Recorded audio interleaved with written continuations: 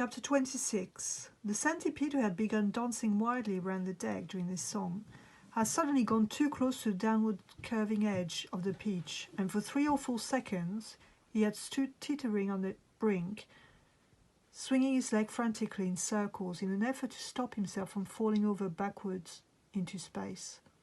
But before anyone could reach him, down he went. He gave a shriek of terror as he fell, and the others, rushing to the side and peering over, saw his poor, long body tumbling over and over through the air, getting smaller and smaller until he was out of sight. "Silkworm!" yelled James. "Quick, start spinning!"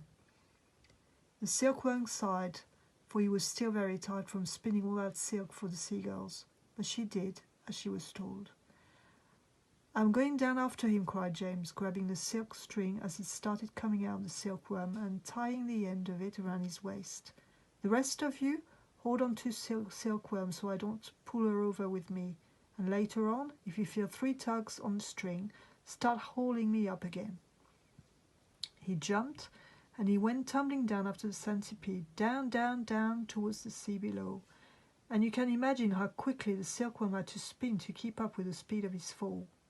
"We'll never see either of them again," cried the ladybird. Oh dear, just when we were all so happy too." Miss Spider, the glowworm, and the ladybird all began to cry. So did the earthworm.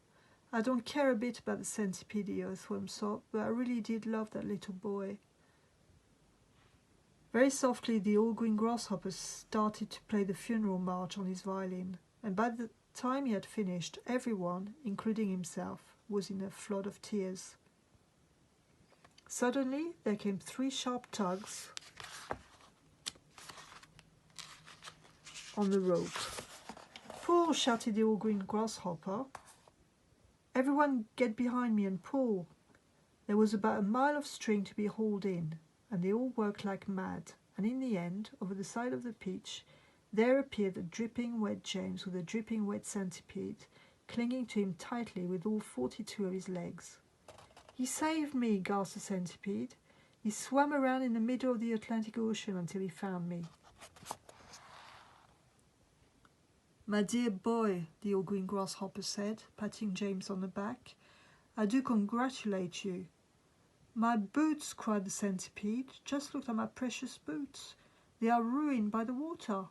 "Be quiet," the earthworm said. "You are lucky to be alive." "Are we still going up and up?" asked James. "We certainly are," answered the all-green grasshopper, "and it's beginning to get dark." "I know.